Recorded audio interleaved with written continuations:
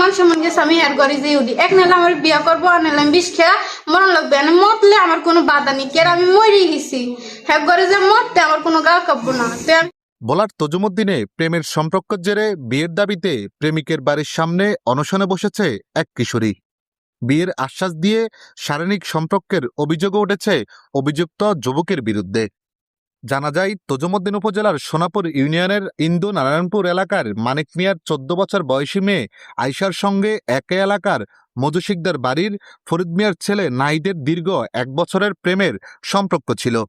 1 বছরের সম্পর্ক হ্যাঁ লোক আমি কথা কই আমার মোবাইল দিছে সিম দিছে কথা কই তারপর আমাকে ঘরে আইসে হ্যাঁ আমারে নির্যাতন করছে আমি কইছি কি আমি আমার লগে এরকম কাজ করছেন আর আমার কি হইব কইছি কি আমি তোমার বিয়ে করুম তারপর আমি কইছি কি আমার বিয়ে করবেন বিয়ের পরে এসব কাজ করি বিয়ের আগে করলে এগুলো ভালো না আমি আমার লগে চোখ ফুলতে নিতেই পারেন এরকম যে আমি আমার লগে সত্যি ভালোবাসেন আমার সত্যি বিয়ে করবেন এরকম কোনো কথা না চোখ ফুলতে আমি নিতেই পারেন ফলে মানুষের মন কোনোদিন মায়েরা করতে পারে না।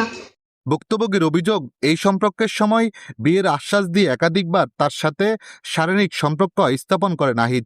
তবে বিষয়টি এলাকায় জানাজানি হওয়ার পর হঠাৎ করেই যোগাযোগ বন্ধ করে দেন তিনি। এরপর আইসারি আমার হাতে ফায় দইরা আমার মানে ইজ্জত নষ্ট করছে চলে আইসে 8টার দিকে গেছে। তোমার বাসায় কে আর কেউ ছিল না? আমার বাসায় আবার মা ছিল হ্যাঁ আবার আন্টিকে বাসায় গেছে আরই তো এই সংখ্যা সুযোগে সদ্ব্যবহার করছে। পরে নিজের মানসম্মান রক্ষার দাবিতে আয়শা প্রেমিকের বাড়িতে গিয়ে বিয়ের দাবি জানালে অভিযুক্তের পরিবার তাকে বাড়ি থেকে বের করে দেয়। এরপর ওই বাড়ির সামনে অনশনে বসে পড়ে কিশোরী আয়শা।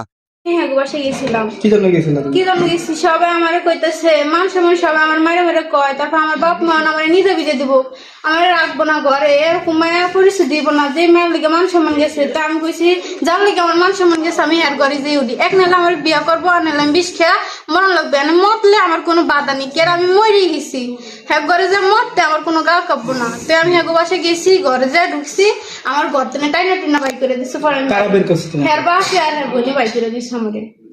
আমি চাই যাতে আমার মান সম্মান খেলছে যাতে আমার মান সম্মান নষ্ট করছে আমার ইজ্জত নষ্ট করছে আমি হ্যারই চাই।